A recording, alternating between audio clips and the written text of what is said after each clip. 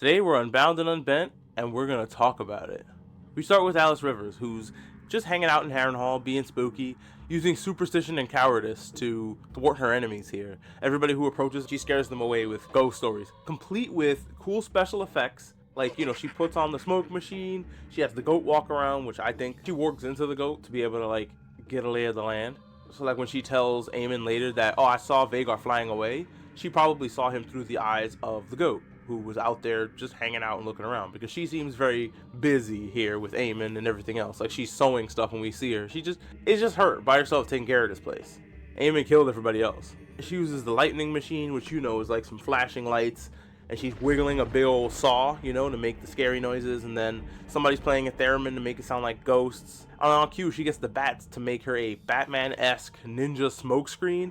And I think this is something that Bruce Wayne actually needs to do. Imagine if you're Two-Face and you're fighting Batman and you're about to get the better of him, but he throws down something out of his utility belt and it's a bomb, but the bomb is full of bats, and in the flurry and confusion of all these bats, Bruce has gone. Bruce has disappeared. I think that's a great way to do it. I think Batman needs to do that. I think he's probably worried about, I will hurt my little bat friends.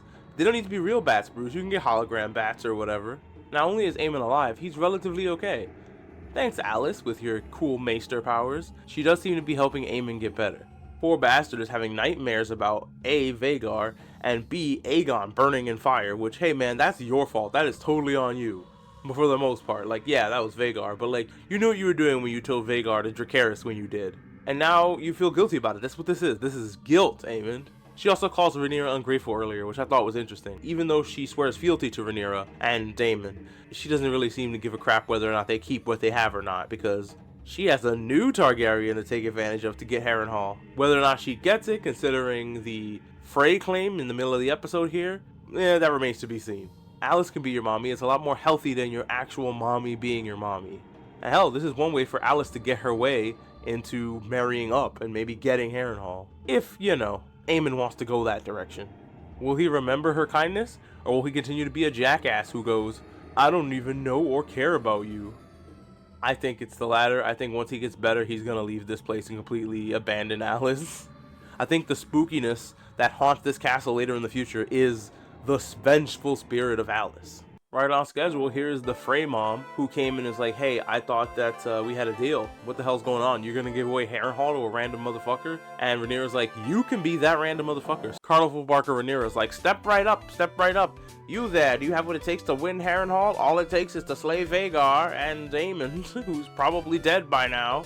It's so wild that they still haven't found this big ass dragon. That's what Rhaenyra complains about in the small council for the most part. When everybody else is arguing, she's decided, no, where is Vhagar? How did we lose the world's biggest dragon? And she's right about that, of course, but Vhagar is stealthy and now has the power of witch camouflage. Who knows what kind of storms Alice can conjure up to hide Vhagar whenever she needs to come and go. Or maybe a swarm of bats. Alice can do that too, we've seen. I love that this lady still decides to be on the small council, even though she got screwed over by Rhaenyra. But I guess she's like, look, if I'm close to the seat of power, I can actually get things done in my own favor, so why not take up this job? Rhaenyra knows that beggars can't be choosers, and she's like, yeah, sure, you can join my small council. I don't know what the hell she's doing there on the council. I don't know what her position is. I guess this is the one reason you have marbles, but it's not like I knew what any of those marbles meant anyway. Hello, sweet baby. We finally got cats in the castle. Finally. It took you guys so long. They're so cute. How did you live so long without these things? Helena also thinks that. She takes one of the cats as her own, which of course she does. Helena is a girl after my own heart. All George Martin has to do with the rest of these books, because I hear he's not finished writing the Fire and Blood books either. I think that the way to finish that off is to just give it to me from these guys' perspective. I love the way they talk about this stuff. They're like, who's that over there? They call her the White Worm. The whore? I love that they're just aunties on the back porch talking and chopping it up about people walking by who can hear them, who are in earshot. And I love that Mysaria looks at them when they say that, like, excuse me? And then Daemon gives them the side eye like, bro, shut the fuck up. I love these two catty bitches. I think they're my favorite people on the council at the moment. Hell, I want an after show just featuring these two in character, talking about the actions of what's happening in the show. Everybody has their own gripes. These two have their gripes, which we've heard. Then you have Aemond is like, hey, my boys ain't being compensated, and they got crap to deal with, like literally their own crap. They're getting cut from belly button to throat out there in the streets, and you're not even paying them. We're not gonna have a King's Guard. You keep this up. Rhaenyra's like, I don't care. And Mysaria's like, well, you shouldn't have roughed them up. What the hell's their problem? And he's like, well, you know, everybody here at the table is right, except for Rhaenyra, as usual. But Rhaenyra's like, I don't care about any of that right now. I don't want to think about the things. I don't want to think about how I fucked up. I just want to think about the future. And in that future, there's Vhagar. Where is it? Baela and Adam step up and like, hey, well, look, Baela, who hasn't had rest, who, oh my God, Adam is trying to hook up with? I don't know. Adam sounds like, hey, girl, we could run away together on our dragons. Because Baela is exhausted. She feels like crap for the whole situation with Jace. I ship it. I ship Baela and Adam. Fuck it. It would give Adam some legitimacy. Maybe she'll let him actually choose his name instead of Hull. And Mysaria is also right. What are you doing roughing people up so bad over graffiti, bro? But everybody's antsy, and I bet the reason that those gold cloaks did that and roughed people up because they're grumpy because they ain't getting paid. Like, you know what? I ain't getting paid to be gentle. I ain't getting paid at all. I'm gonna take out my frustrations on these common folk.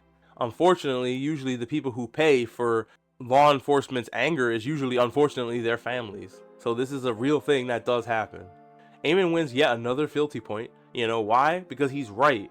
Rhaenyra's out here worrying about her name, and that's unimportant. Yeah, I know Aemon thinks that the only thing that is important is world domination, but he also sort of understands that we gotta get our city in order and get the men behind them again. Because it's not like they have an army, especially after what just happened. We'll get to Christian Cole's story a little later because I wanna tie everything up with that. But Aemon's right here. You're the queen. I need you to get over all these issues you have with people not thinking you're the queen. You are the queen. Just govern. Who gives a shit about Vhagar when you have like 4 dragons? Honestly, I think that makes more sense. And she also wants to send Aemon out to go look for Vhagar. And Aemon's like, I got business to handle here. I don't got time to be gallivanting for once. For once, Aemon matured and said, I don't have time to be gallivanting. I have business to attend to that's actually important here in King's Landing. Goddamn. Joffrey's returned so Rhaenyra can go and see her boy, only she's so busy she doesn't get time to see her own son. That's not gonna give him a complex or anything. I'm looking directly into the camera. You know it's gonna give him a complex. I mean, look at Daemon. I mean, look at Aemon. I've been mixing up the names again, haven't I? God damn! Orwell show up with Milk of the Poppy, and you know what that's for. That is for one thing and one thing only. And of course, you know, he tells them, look, I can't just keep coming in here like this. People are going to figure out what I'm doing because people are already watching, which we do see the handmaiden stop and just kind of watch while going in the room. There are guards in front of this room. I mean, they are prisoners. They can't really leave these rooms unless they want to go to hang out in Godswood. Yeah, Helena doesn't want an abortion. She also has dreams of Aemon burning up. And I think she means that he has a fever, which isn't great. But it's interesting that she can see that. Can she only see things in Harrenhal, or can she see other stuff, I wonder? How does she see them? Does she just kind of daydream about it? Does she see them in her dreams? Like, can she only see them when she's sleeping? I need to know more, Helena. Helena, please, tell me more. But they don't want to know about that. All they want to know about is the baby, which is understandable, because if that baby shows up, once again, you know, finger underneath throat.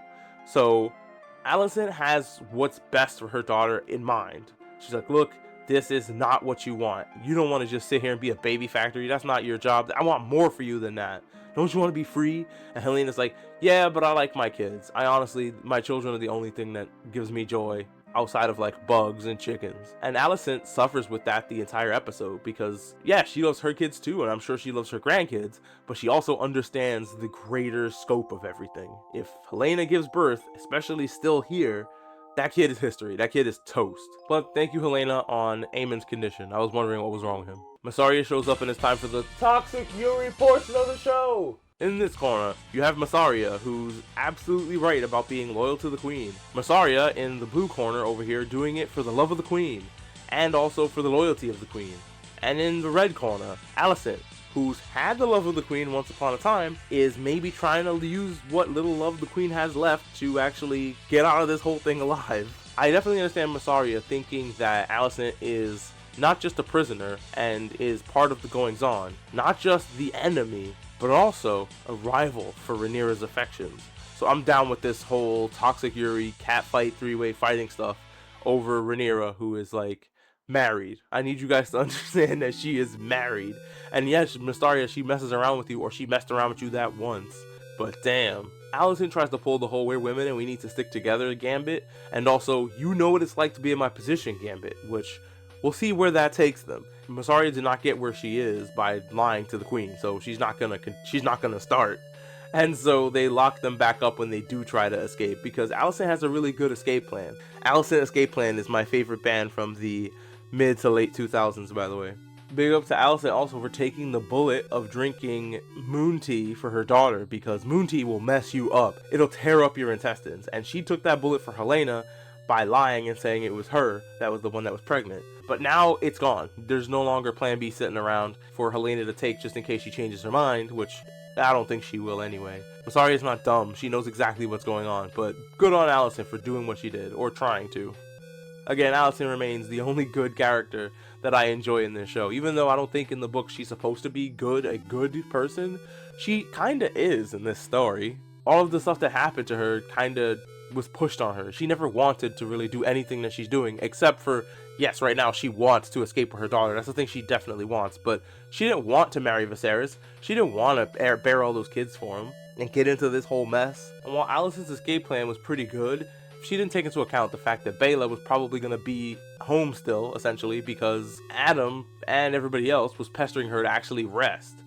And Rhaenyra brings up a good point that, hey, the dragon might be tired too. So Baela might be in her room. Their escape plan, even though it was a decent one, they got all dressed up in costume, but it didn't work out. However, a cat actually is the one that actually saved them here and told them, hey, you know, I got you, boo. Actually, the cat just probably heard a mouse inside these tunnels, which we do see the cat chasing after the mouse later, and the mouse actually getting chased by this cat is probably what did them in. And my prediction is I think the cat is going to get them out of that situation as well. Helena's going to follow the cat to an exit.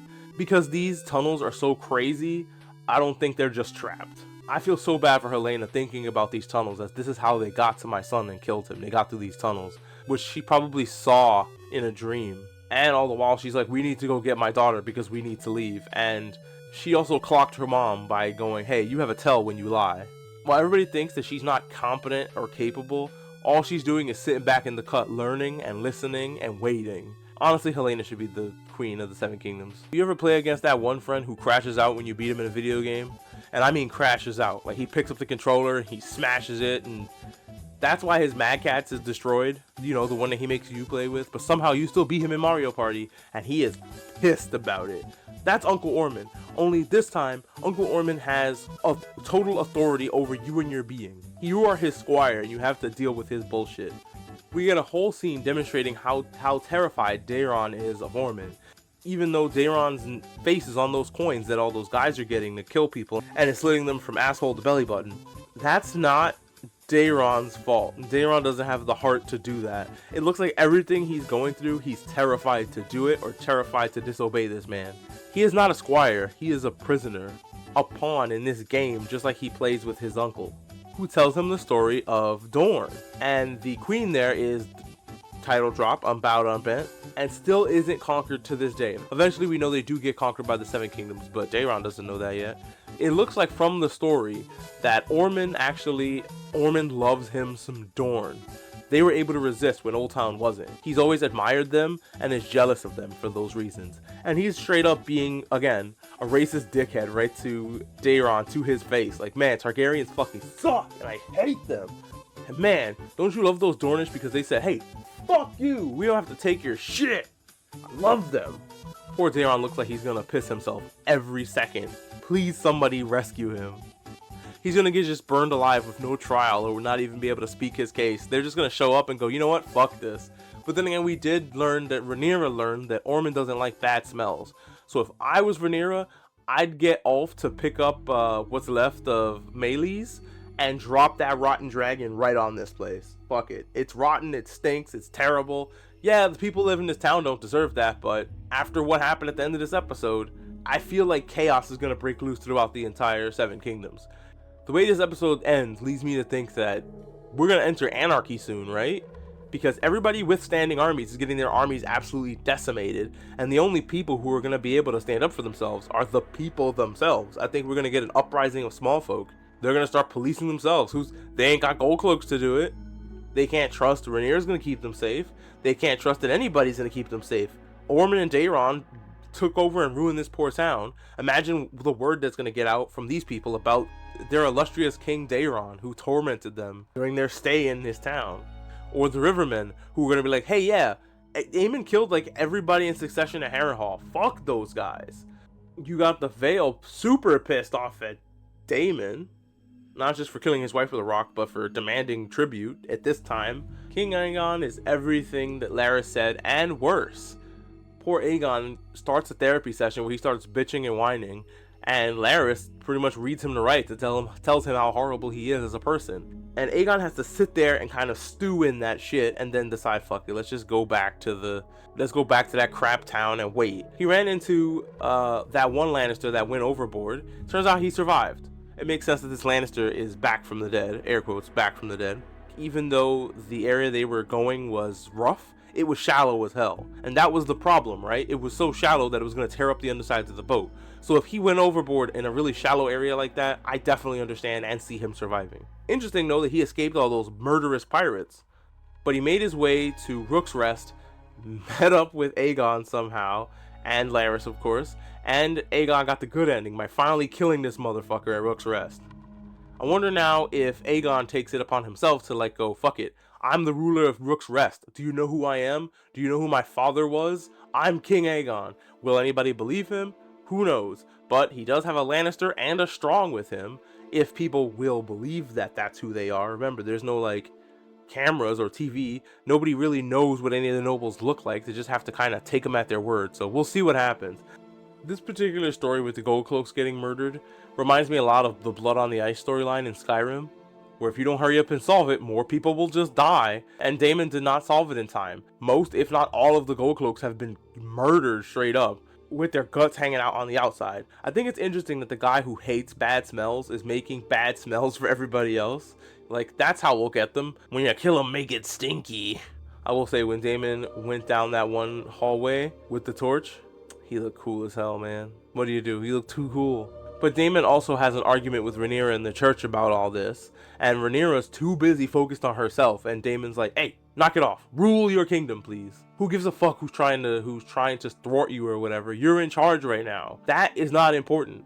Literally leaves that to your Mistress of Whispers. That is what she is there to do. Can you focus on things that are important, like the fact that we no longer have law and order in this town? I love that the Gold Cloaks were like trying to unionize, and Daemon was like, hey, how about we don't? And I'll give you a pizza party, and we'll fix everything with the buddy system. And they are content with the buddy system and a promise of future pizza. They don't even get the pizza today. They get the pizza party in the future. There's a promise of maybe pizza party. So that's all they have to really fill their bellies here. It's pretty much easy pickings for Daeron and Ormond. They did a great job here, I must say. Criston Cole's been busy burning down camps while we slept. And every time we went to Criston Cole, I literally had to whip out a map and go, okay, where are they? And apparently, since they started at Harrenhal, the Rivermen and the Wolves were going the long way, and Criston Cole kind of cut them off at the pass. Though when he did so, they accidentally got themselves stuck in a corner, because some of the Rivermen, these Rivermen that were ahead of them, burned down the bridge and kind of stuck them out there. So with nowhere else to go, being trekking through what looked like Vietnam for miles and miles and miles, these guys are just, you know what, they're fed up, they're tired. And even the man that offered Criston Cole a job, he is like, I'm done with this, and I'm done with you. Because Criston Cole's whole plan, a suicide run. He just wants to be the baddest ass motherfucker that they sing about in songs. He wants a custom-made drink at the Afterlife in Night City. But guess what? You ain't built different either, buddy. Like, bro, what? Homie's like, we'll just rebuild the bridge. I'm sorry, but, Mission failed. We'll get them next time. Your winner of the episode, everybody. The trembling and quivering Daeron Targaryen.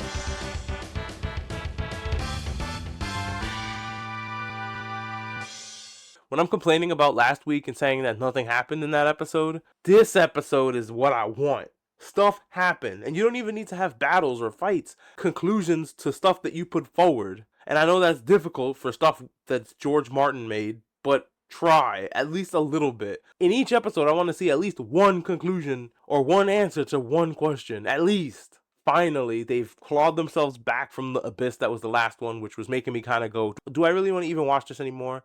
This episode pulled me back from the brink, and it honestly needed to. And because it was great, but last week's kind of dragging it down, I'm going to have to only give this one a B+.